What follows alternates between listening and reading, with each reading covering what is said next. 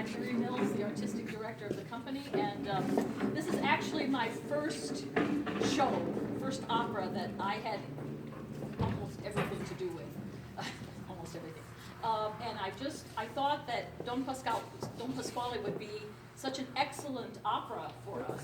We had never done it before, so that's why it's a season of firsts, because we're doing Don Pasquale and Un ballo in maschera, and then the 3 Decembers in April. And they're all first-time operas for us. So, but Don Pasquale is perfect. It's perfect for our audience. It's perfect for the bankhead.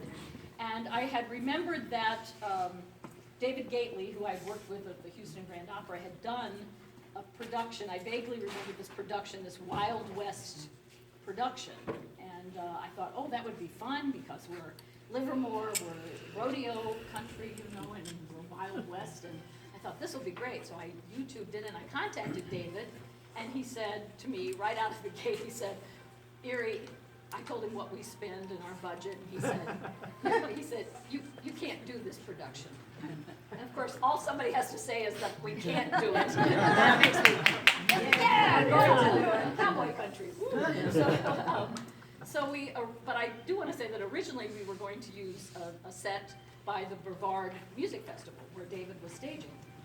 And in June, late in June, the plans came in and I sent them to Jean-Francois, and he said, I don't know if this is good. He said, I can make this work, but it's not going to look very good on our stage. And I said, why? And he said, it's just too small. It looks like a dollhouse. I said, it can't look like a dollhouse. It's got to look like the Wild West. It's got to look big.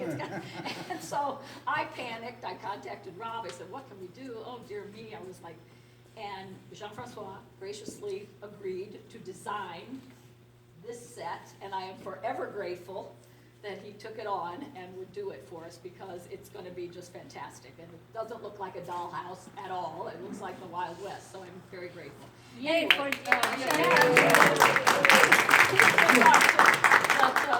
and I knew some of the cast people that I wanted, because, and I of course ran it by Alex, our music director, and he knew some of them. And Marco Stefani is returning. He's a native Pleasantonian and lives in Italy now. And Erin Sansero is returning. She did our wonderful Lucia a few years ago, and I knew this would be a great part for her. And Alex DeSocio, I heard in the Sullivan Foundation auditions, and he's a former Merillini, so that fit in really nicely. And Peter Strummer, I have known for about 40 years, and he's sung Pasquale all over the place, and he was available and willing, mainly because he knew Rob and he knew this production.